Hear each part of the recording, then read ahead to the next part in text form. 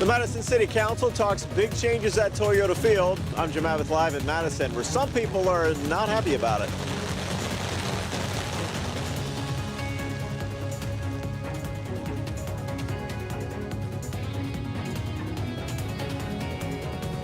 And rain falling, as you saw in Jim's shot there. I'll track out the wet weather heading into the rest of tonight, and a little more rain heading into Thanksgiving coming up in your forecast.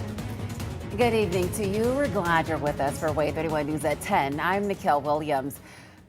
Tonight, WAAY 31 is bringing you team coverage you can count on for issues in our local communities. Reporter Jim Abbott attended the Madison City Council meeting tonight, where city leaders discuss a potential $22 million expansion to Toyota Field.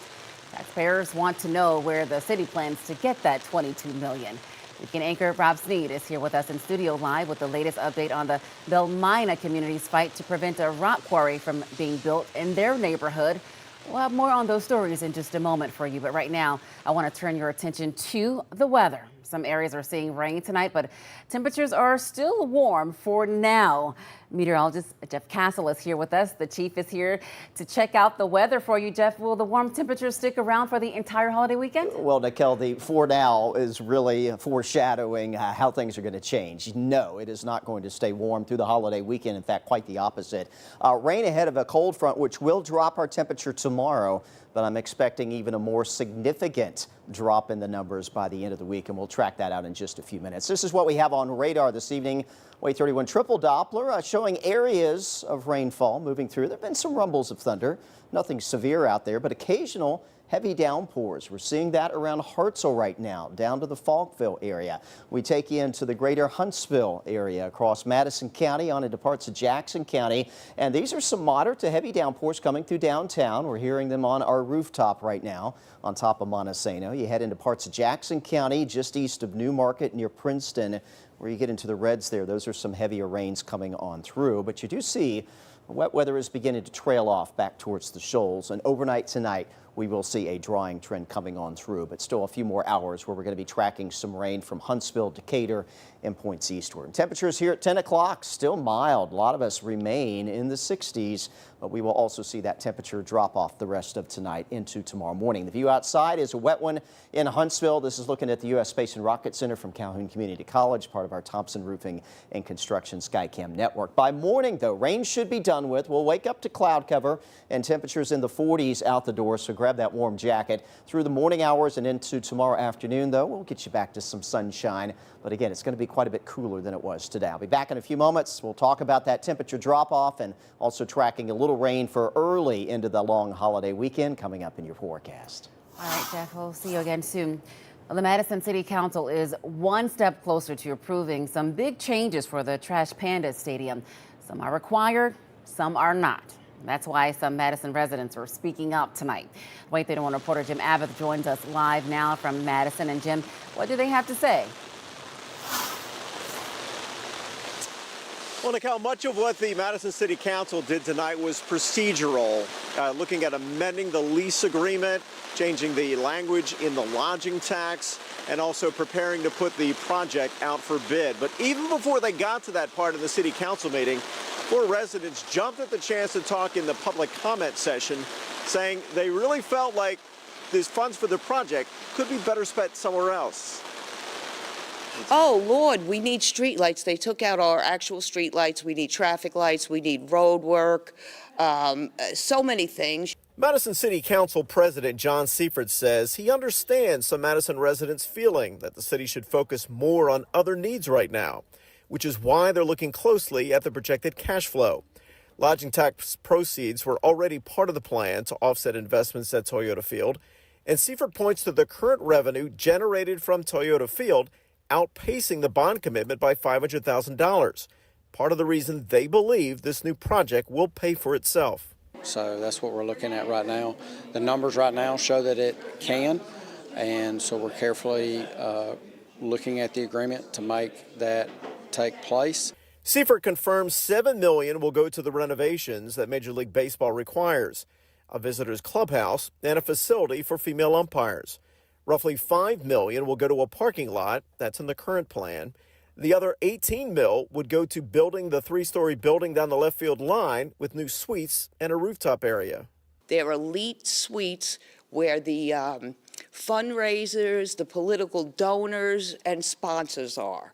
And the people do not use them. Next is a special meeting December 4th when the council will vote after hearing from more Madison residents. The council is expecting a big turnout. It's not just the citizens' asset, it is the citizens' investment, but it is an asset for the entire community. So, yeah, I hope we do have a good turnout. Now, the city council says that it should have the whole plan ready for you to read by this Wednesday. Again, the special meeting is next Wednesday, December 4th, here at the Madison City Council chambers. The meeting starts at 6 o'clock. Live in Madison with coverage you can count on, Jim Abbott, WAAY 31 News. All right, Jim, thank you for that update. Tonight, a community outrage. A Limestone County judge has allowed work on a rock quarry in Belmina to continue. WAAY 31 weekend anchor Rob Sneed joins me live in studio now to explain. Rob. Good evening to you, Nikhil. This has been going on for about a year. Now, tonight I spoke with the local pastor who's fighting this quarry head on. He says this is not over.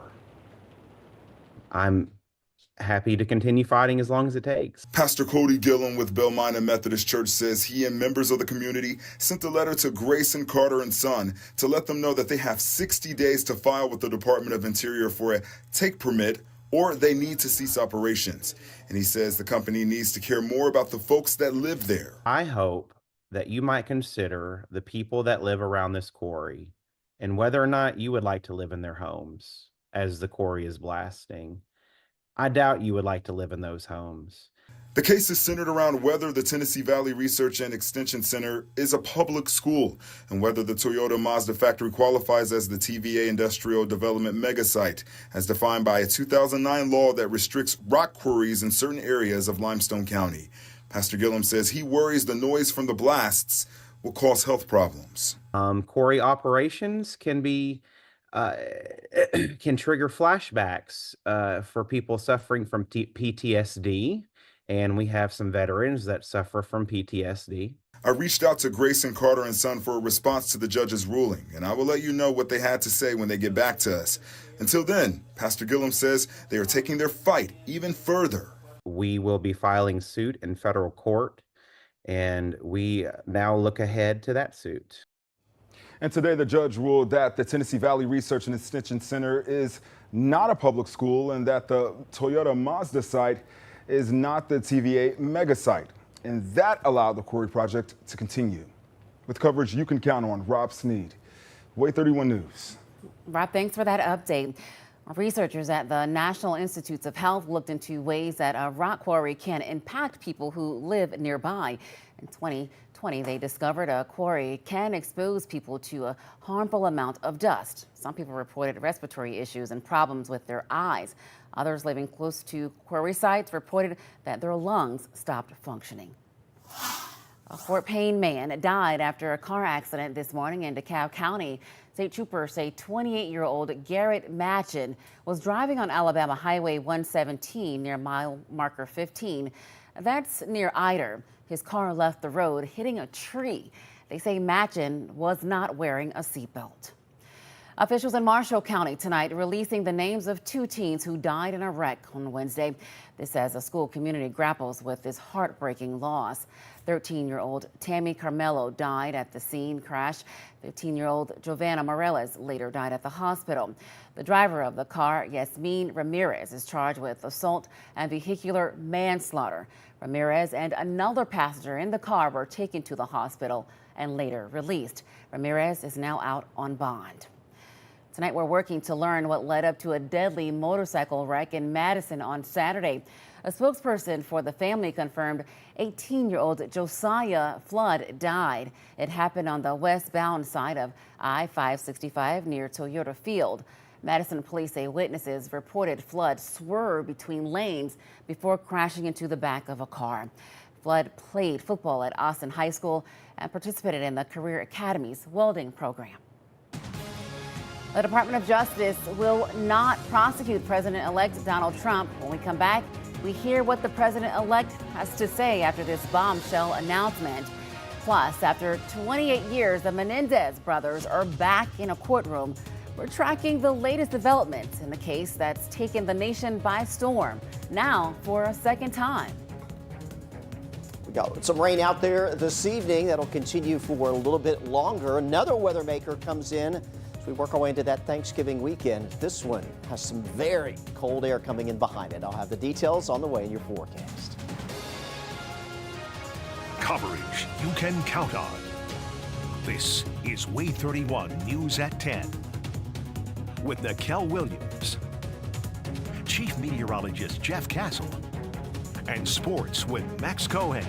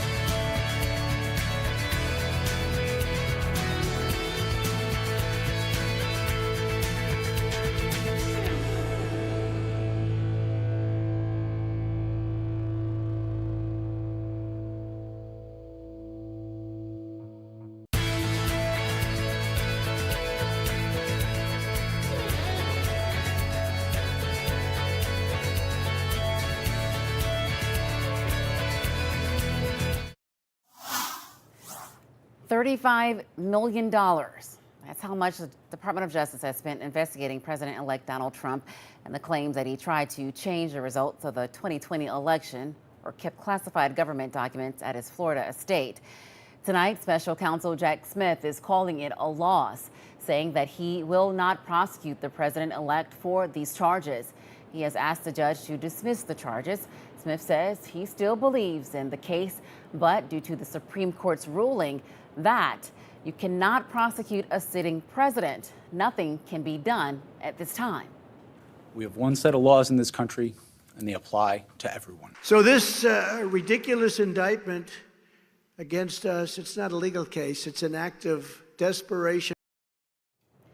Tonight, the president-elect releasing a statement calling this case and others against him, quote, empty and lawless.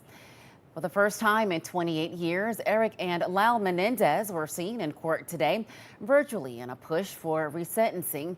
The brothers were convicted of killing their parents, Jose and Kitty, an act they don't deny. It's their motive for that crime that remains up for discussion.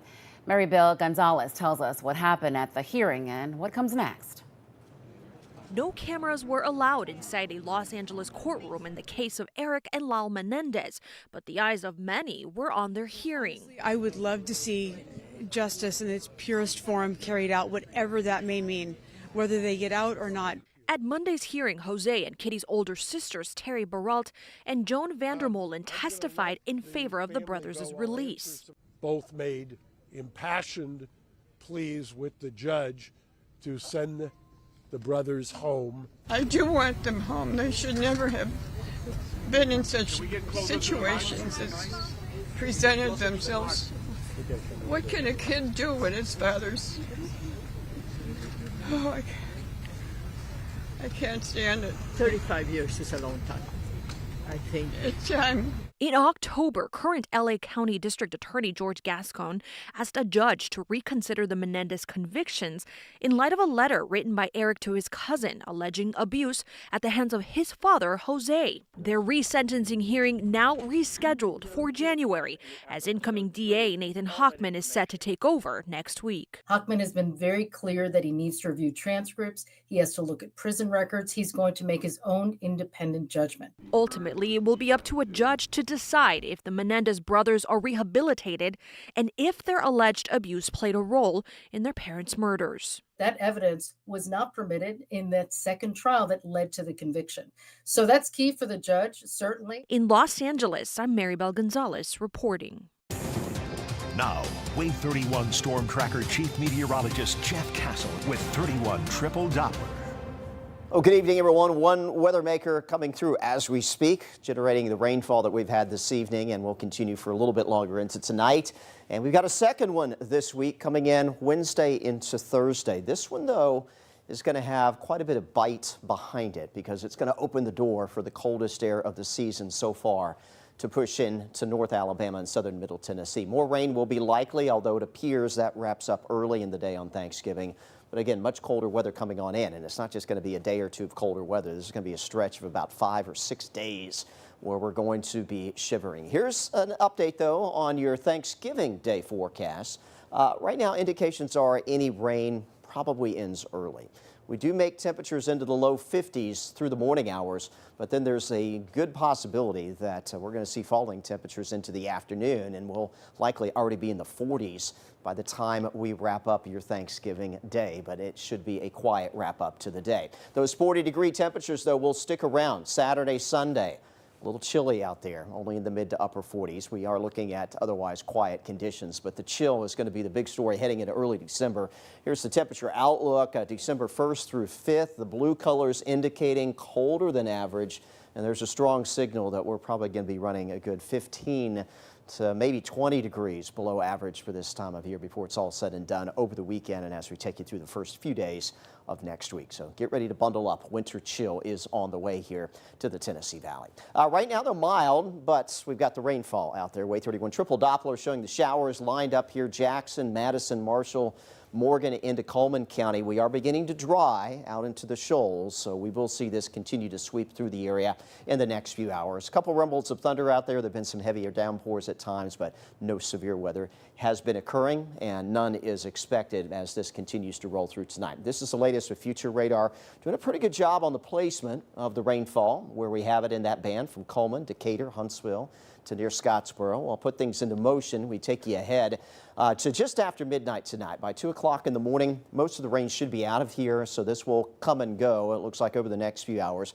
Cloud cover will linger overnight tonight, so we'll have that out the door tomorrow morning, but wet roadways won't be a concern for you Tuesday. The story tomorrow, bit of a drop-off in the temperature. 70s today, will only be in the 50s tomorrow. Sunshine, though, back by the lunch hour on your Tuesday, and we'll keep it mainly sunny through tomorrow afternoon before that next system starts to exert some influence around here on Wednesday. Clouds will be increasing through the day Wednesday, but kind of like today, it's probably going to be the end of the afternoon or the evening hours before we see much in the way of rainfall set in. This is 5 o'clock Wednesday, starting to see a few showers towards the shoals, and we'll pick the rain chances up a little bit heading into Wednesday evening and Wednesday night. But again, all indications are now that most of that wet weather tapers off by early in the day on Thursday. These are your lows tonight. We'll find ourselves eventually back into the mid to upper 40s as that north wind kicks in. It'll keep us cooler tomorrow. Clouds in the morning, sun in the afternoon. But you see those temperatures only reaching the low and the mid 50s for highs around the area. That's a little bit below our average, which is still running around 60 this time of year. Here's your WAAY 31 Storm Tracker 10-day forecast. Again, more wet weather late Wednesday night into early Thursday. Temperatures briefly back into the 60s on Wednesday, and then nothing close to that for a while. Highs on Friday only in the upper 40s. We'll keep it in the mid to upper 40s, it looks like, through the first half of next week. And look at those morning lows. If you have not seen a freeze yet, officially that has not happened out at Huntsman International Airport. It will happen this weekend. We may get as low as the low in the mid 20s for those morning temperatures by this time next week. So in other words, if you're going to be out in the mornings, bundle up. Yep, absolutely. We got some cold mornings ahead. All right, Jeff, thank you. You bet. Well, it's a wrap on this year's Bikes or Bus campaign at WZYP. When we come back, we'll tell you if they reach their goal of collecting 1,000 bikes for kids in need. Plus, hear what host Mojo has to say after spending 5 days and nights on a roof. Stay tuned.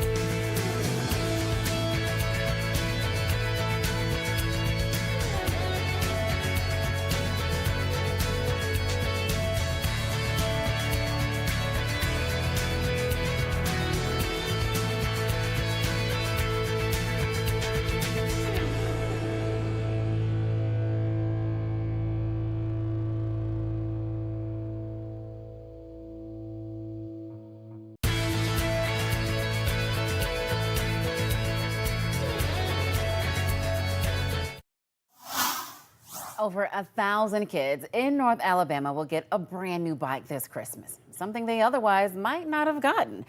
Our radio partners at WZYP just wrapped up their Bikes or Bust event for 2024. They hit their goal of 1,000 bikes. Well, this is the 22nd year radio host Mojo has hosted this event. He stayed on top of Ashley Home Store on Memorial Parkway for 5 whole days, sleeping in a tent and using a porta potty. Last year, we fell a little short. We were about 850, a little over 850. So to be able to hit that 1,000 this year was a big mark for us. I knew it was attainable, but to actually hit it, especially as we got closer and closer, and you just didn't know if it was ever going to happen. So the fact that it did happen is amazing. It didn't quite hit freezing during those 5 days and nights, but temperatures did reach the 30s. Mojo says it was all worth it. Max? A lifelong Bama fan kicking for Auburn? I know it sounds weird, but that's what we've got in the Iron Bowl this year. We'll tell you all about Ian Vachon's Big Saturday coming up next in sports.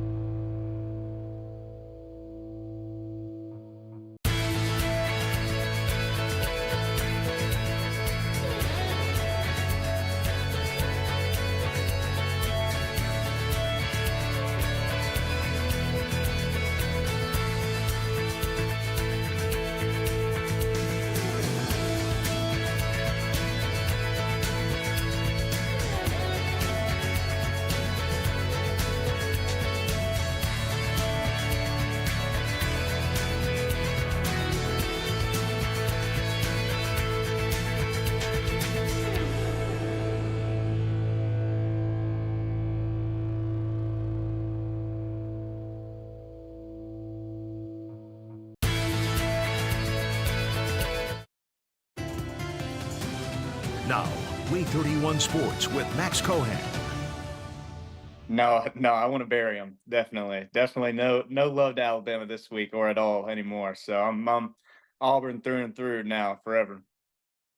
College football makes people do strange things. That was Ian Vachon, the former Madison Academy kicker and Auburn walk-on, has stepped up in some big moments for the Tigers this season. The former Birmingham Southern kicker entered the season as Auburn's third-string place kicker, but since the ULM game, he's been their game. And this week, Vachon will get to live out his childhood dream of playing at Bryant-Denny Stadium. After all, he grew up a huge Alabama fan, but now he's looking to crush the Tide's playoff dreams, even if it means he and his family are rooting for opposite teams on Saturday. I know how you feel about Alabama heading into this week. Have you convinced your family to feel the same way? They do not. They're Alabama fans, but they're going to be rooting for me and hoping I do well. But I don't think they're going to be cheering for Auburn. Of course, remember, you can watch the 89th Iron Bowl right here on WAAY 31. Kick in Tuscaloosa is set for 2:30 on Saturday. Now let's get to a wild one in Maui, a top 5 battle between Auburn and Iowa State. The Tigers did not look good in the first half, trailing by 18 points, but they flipped a switch in the second half. We jump in late, tied at 77, and Chad Baker-Mazar, who only played 7 minutes in the first half due to injury, gets the Tigers in front with a huge bucket. He had 16 points in the second half, but the Cyclones retook the lead in the final minute, though they wouldn't keep it. Dylan Cardwell with a dime to Miles Kelly, and the reverse layup ties the game at 81. Then, with under 20 seconds on the clock, it looks like Iowa State is going to hold it, but they lose the ball, and the Tigers send it the other way. Now they can be the ones to take the last shot. Denver Jones looks like he's going for the game winner, but he can't make it. Janai Broom is there to tip it in, and the Tigers have the lead with just over a second left. The Hail Mary does not fall on the other end as the Tigers pull off a wild comeback, earning their second top 5 win of the season, 83-81. Auburn will play the winner of tonight's game between UNC and Dayton. And we'll have another top 10 battle tomorrow, except this one will be in Vegas. Number 9 Alabama will try to do what Auburn did earlier this season, beat Houston. Win or lose, Nate Oates' squad will play Rutgers on Wednesday night. Back on the field, the North Alabama Lions played their final game of the season on Saturday, falling to EKU 21-15. With the loss, Brent Dearman's squad finished the season 3-9, and while no one in the Shoals is happy about the Lions' 6th straight losing season, Dearman says there's a lot to look forward to. For our fans, I want our fans to make sure they understand this, that we're not content with it by no means. But we also have a way of measuring growth, and there's growth happening. We were in every single ball game in the fourth quarter. We led our conference and almost led the country in turnovers. And that stat alone changes your whole football season. So we clean up our turnovers. We clean up getting more turnovers on our defense side of the ball. And you're probably looking at a 7-5 football team at worst. So lots of good things to build off of, but we need more wins as we move forward. And this is a Lions team with a lot of youth. 8 times this season, a North Alabama player was named UAC Freshman of the Week. It'll be fun to see what that group can do next year. So, Jeff, we got a lot of football to look forward to this week still. How's the weather going to be for everything leading up to it? Leading up to it, we've got a little bit of wet weather. When the day actually arrives with the big games this weekend, it is just going to be cold, not just here, but pretty well statewide. We do have another weather maker coming in Wednesday into Thursday, some rain with that. Tomorrow, a cooler but quiet day, but then we really see those temperatures drop off this weekend and on into early December. Jeff, thank you. Jimmy Kimmel welcomes Garth Brooks and Drew Starkey next. Have a great night.